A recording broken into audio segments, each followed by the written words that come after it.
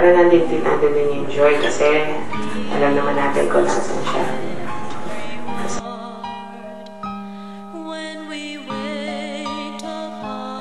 Kailanman si Mami hindi niya sinisi ang Panginoon sa kanyang pagkakasakit.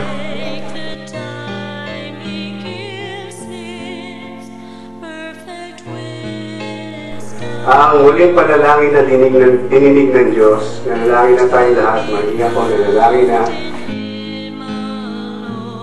Ang panalangin na dininig ng Diyos, actually, yung panalangin niya,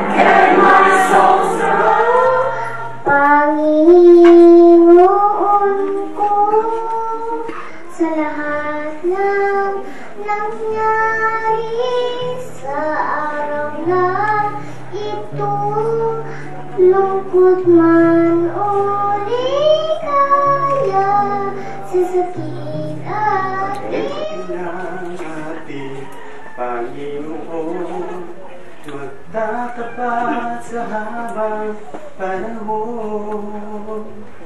Maging sa kabila ng ating pagkukulang, biyaya niya'y patuloy na laan.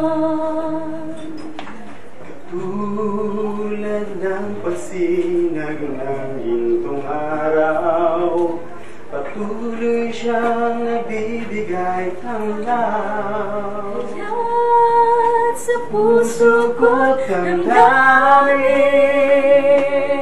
katapatan niya'y aking pupurihin.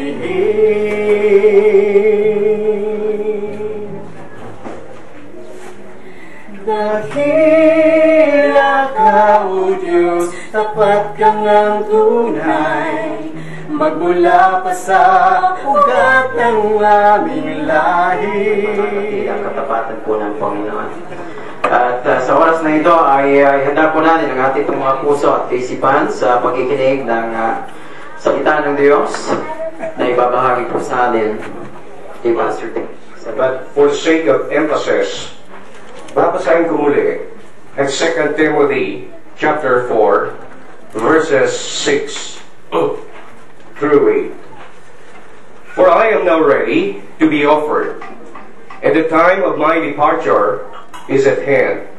I have fought a good fight, I have finished my course, I have kept the faith. Henceforth there is laid up for me a crown of righteousness, which the Lord, the righteous judge, shall give me at that day. And not to me only, but unto all of his appearing. Pagpalay po ng Panginoon ang kanyang salita, tayo'y manatili nakatayo sa isang panalangin. Panginoon, salamat po na kami po'y naging bahagi ng dadalamhati pansamantala, Panginoon.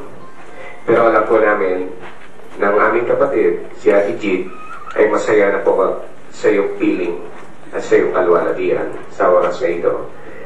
But Lord, we thank you for the fellowship we had with this family, kasama sila Brother Ricky, si Absalom, si Baby Ruth.